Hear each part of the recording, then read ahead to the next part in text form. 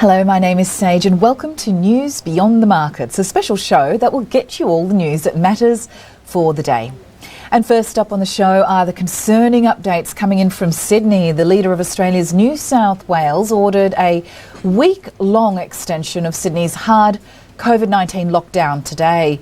There are concerns that the new cases are bound to rise as the country's biggest city grapples with the highly infectious Delta variant. And Sydney, which is home to a fifth of Australia's 25 million people, was plunged into lockdown on June 26. The outbreak of the Delta variant persuaded officials to tighten restrictions in a country that has been slow to vaccinate.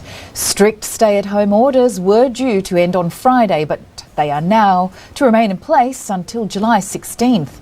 And the New South Wales State Premier Gladys Berejiklian said that the Delta strain is a game changer and is extremely transmissible and more contagious than any other form of the virus.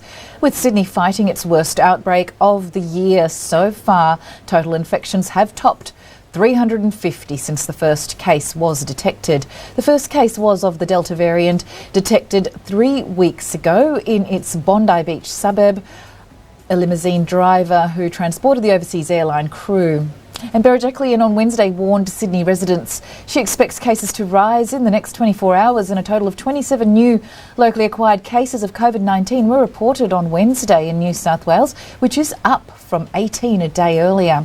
And the current lockdown is Sydney's second since the pandemic began. As news of the stay-at-home extension broke, Australian travel-related stocks like Qantas Airways Limited fell in the morning trading.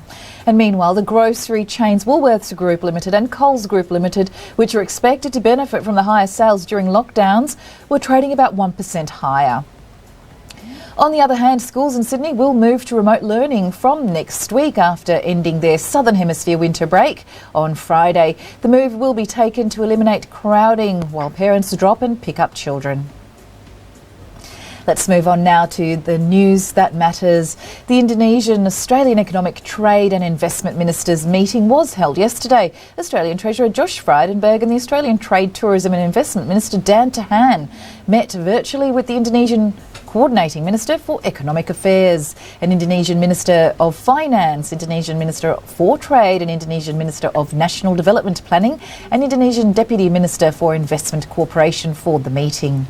And in the meeting, ministers determined to enhance efforts to address the unprecedented economic challenges posed by the COVID-19 pandemic.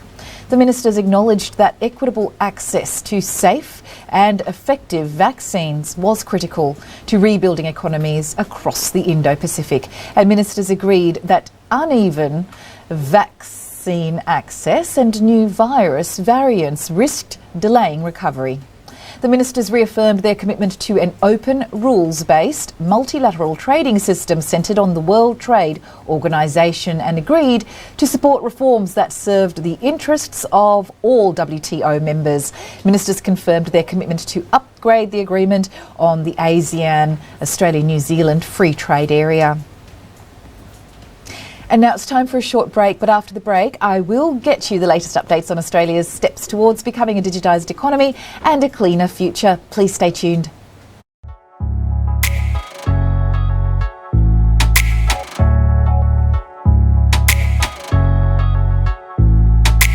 Hi, this is Andy Liu broadcasting from 𝐊𝐚𝐥𝐤𝐢𝐧𝐞 Media Studio in Australia, and I'll be hosting the new 𝐊𝐚𝐥𝐤𝐢𝐧𝐞 Wellness Show. The half-hour show will cover topics from how wellness as a concept has become even more significant during COVID, to how becoming vegan may improve your health, and much more. We are excited to showcase our live streaming show to our audience of millions overseas and in Australia. Tune in to 𝐊𝐴LKINE TV and join me.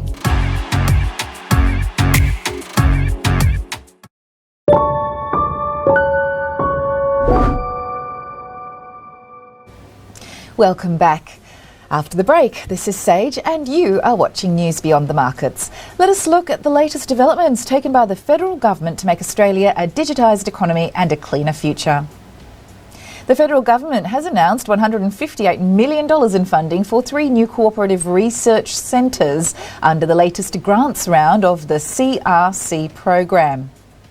First is to keep the heavy industry sustainable, and Australia's leading companies in the heavy industrial sector will embark on a program that will enable a step change in the rate at which they transition towards zero net carbon emissions through the Heavy Industry Low Carbon Transition Cooperative Research Centre, or 𝐲𝐿T-CRC.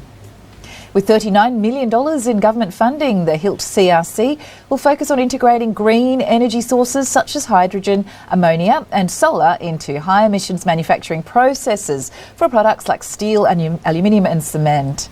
And making the announcement last Wednesday, Science and Technology Minister Christian Porter said the 𝐲𝐿T-CRC would secure the future of Australia's heavy industries. And almost 50 partner organisations are involved in the 𝐲𝐿T-CRC, including Alcoa, Boral, One Steel Manufacturing, Rio Tinto, Aluminium and South 32, the ANU as well as the CSIRO. Second, moving in the bioplastics industry now, the Marine Bioproducts Cooperative Research Centre in Adelaide, led by Flinders University, are the recipient of a $59 million grant. And the Finance Minister Simon Birmingham says the demand for sustainable marine products like bioplastics is increasing domestically and overseas, and the sector has enormous growth potential. The bioproducts sector includes omega-3 oils, cosmetics, agrochemicals and plastics made from seaweeds, algae and other marine life. And thirdly, focusing on a fully equipped digitised economy, the Digital Finance Cooperative Research Centre will be headquartered in New South Wales and receive $60 million in federal funding. It brings together a collaboration of fintech, industry, research and regulatory stakeholders to increase competitiveness in digital finance. CEO designate of the DFCRC, Andreas Fuchs, says the funding will help lead to the complete digitisation of Australia's economy and assets. And since the CRC program commenced in 1991, more than $5.2 billion has been provided in 10 years CRC grants and 3-year CRC project grants. To receive the funding, applicants must at least match the amount of grant funding received through cash and in-kind contributions. Round 23 of the grants program is currently open. And now it's time for another short break, but after the break I will get you the latest updates on Australia's largest exchanges, SwiftFX, allowing investors to swap one cryptocurrency for another. I will also share the latest report on the Great Barrier Reef, which is being discussed amid Australia and China tensions. Please stay tuned.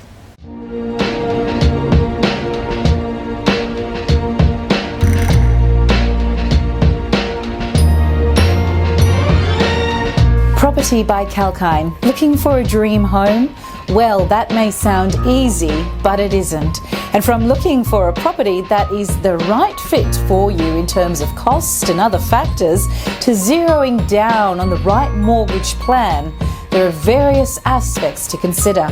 And for the latest lowdown on the property market, tune in on 𝐾𝐿 TV with me, Sage. I will give the latest updates on the property market as well as real estate stocks to help you make the right decision. Keep watching Property with 𝐾𝐿.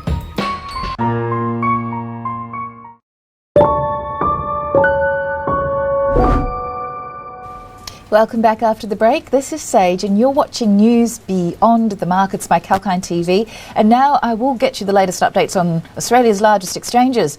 SwiftFX allowing investors to swap one cryptocurrency for another. I will also share the latest report on the Great Barrier Reef, which is being discussed amid Australia and China tensions. Let us look at the immense future that is the cryptocurrency market. One of Australia's largest exchanges, SwiftFX now allows investors to swap one cryptocurrency for another without converting it to fiat first. And SwiftFX swap feature will provide the ability to swap cryptos that would make lives easier directly. Fees would still apply and each swap could count as a taxable event. The swap feature works with any cryptos actively listed on the platform, enabling users to buy into new assets even when they don't have fiat currency available in their account. And moving to explore another tailwind for the crypto market, that is the Philippine Stock Exchange is aiming to be first in line when financial regulators give the green light for the crypto asset trading in the country. The country's stock exchange is now awaiting guidelines from the Philippine Securities and Exchange Commission and other financial regulators. And now let's take a look at this recent development on relations between China and Australia, which is spurring up. Well, Beijing has demanded Australia to accept its failings on the environment as it rejected suggestions by Australia that could downgrade the health of the Great Barrier Reef. And the United Nations Educational, Scientific and Cultural Organisation, known as UNESCO, last month moved to downgrade the reef's health to in danger, citing multiple mass bleaching events and Australia's insufficient progress on emissions reductions. The federal government has claimed it was blindsided by the China-led World Heritage Committee, suggesting politics was behind its decision. But Chinese Foreign Ministry spokesman Wang Wenbin on Monday insisted the decision was based on a long-term evaluation of the reef, demanding Canberra take concrete measures to improve its emissions reduction record. Bilateral relations between Australia and China have plunged to new depths over the past 18 months, seemingly prompted by Australia's push for an independent inquiry into the origins of COVID-19. An escalating trade war was then exacerbated by the federal government using new powers to tear up the Belt and Road Initiative signed between Beijing and Victoria. And Prime Minister Scott Morrison has lashed the appalling process leading to the reef decision, which Environment Minister Susan Ley claimed in media that was an abrupt reversal on the previous assurances from the WHC. Things don't look good, but the Australian government keeps up with the fight and will resort to better solutions and stand by its commitment to keep the Great Barrier health safe from carbon emissions.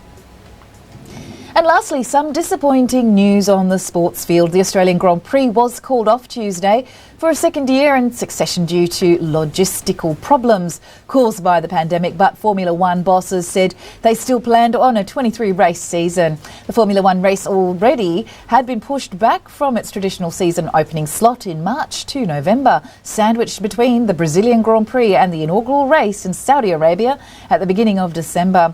And cancellation means 2 years without a Formula One race at Melbourne's newly reconfigured Albert Park after the 2020 edition was dramatically called off just before the opening practice session.